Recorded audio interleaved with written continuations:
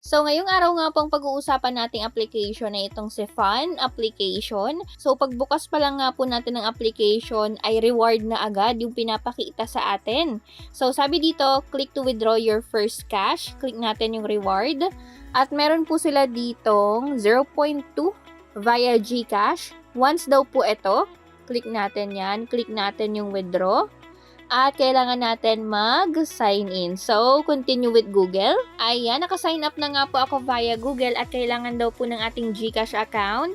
Ayan, ito po yung parang confirmation. Are you sure to withdraw? 0.22 yung number ko po. Click natin ang withdraw. Ayan, withdraw success na nga po.